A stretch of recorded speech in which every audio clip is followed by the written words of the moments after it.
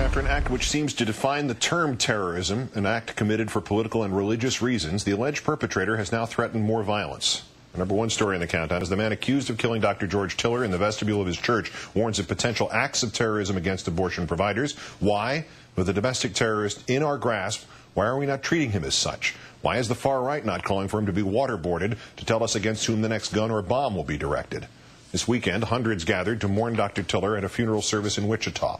Meanwhile, Scott Reoder, Tiller's accused murderer, called the Associated Press from his cell in the Sedgwick County Jail. I know there are many other similar events planned around the country as long as abortion remains legal. Reoder would not elaborate. Reoder's warning comes just days after a federal investigation was launched as to whether or not Mr. Reoder had accomplices. Tiller family attorney Dan Munnott, hedging on whether to dignify Reoder's actions and threats, added, quote, I am hopeful that state and federal authorities, including Homeland Security, will give Mr. Reoder and his information a deserving response. Reoder also complained to the Associated Press about the deplorable conditions in solitary, expressed worry about catching pneumonia, and wants his sleep apnea machine. The president of Operation Rescue, Troy Newman, still trying to distance his anti-abortion group from Reoder, telling the AP, quote, this guy is a fruit and a lunatic. Time now to call in Denise O'Donnell, the former U.S. attorney responsible for the prosecution of James Kopp in the murder of Dr. Barnett Slepian. She's currently serving as New York State's Deputy Secretary for Public Safety. Ms. O'Donnell, thanks for your time tonight. Good evening.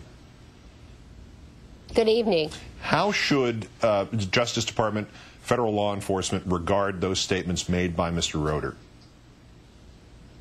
Well, I think the law enforcement community looks at his actions more than his words. Assuming that he is the person responsible for this terrible tragedy, he is living proof that there are terrorists, domestic terrorists out there, who will commit acts of violence against providers of reproductive services in the country. The law enforcement community knows that. We saw that in the tragic death of Dr. Slepian. We see it again in another tragedy with Dr. Tiller's death. So a terrorist tries to spread terror, tries to frighten individuals and communities. And it's not surprising that this individual would spread more terror in the community.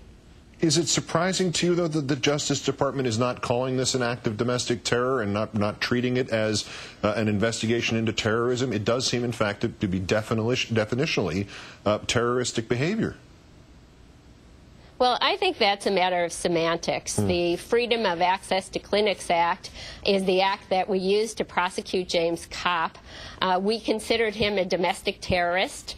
But this is a specific act passed by Congress aimed at prosecuting individuals who commit acts of terror because of someone practicing a right or blocking access to a clinic that provides reproductive services.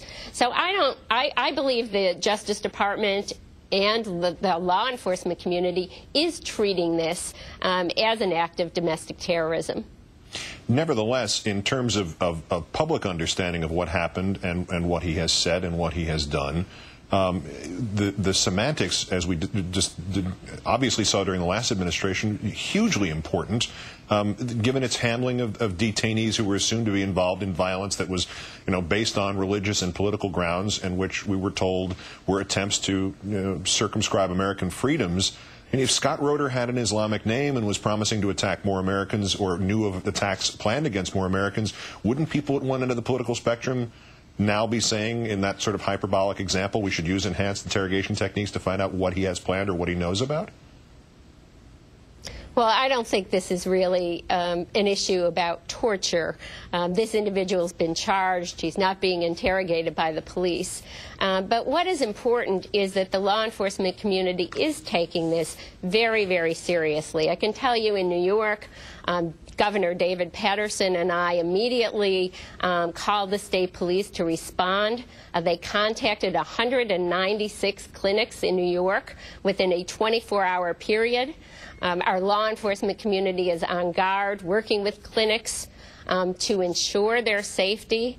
I worked with Eric Holder when he was Deputy Attorney General during the killing of Dr. Slepian, and he was instrumental, as was Attorney General Janet Reno, in making sure that clinics and doctors were protected. U.S. Marshals were sent out to protect doctors. At various times, we had marshals flying doctors in to keep the clinic open in Western New York. So I think the response from the law enforcement community is very strong in support of the right to choose and the right for reproductive services, and that we recognize that this is a case or an issue that engenders, at times, a terrible response from domestic terrorists who are trying to really inflict their own views upon the rest of the country. Is there any way to tell, based on the profile of the people who do this form of terror, is there a way to tell whether or not they would indeed know about other acts being planned, or is it just as likely that this man was boasting or even wishful thinking / hallucinating on the subject of what might come next? Well, you know, I don't think we can tell. I've read that the Justice Department has begun its own investigation to determine whether he was acting alone or had any assistance in the cop case.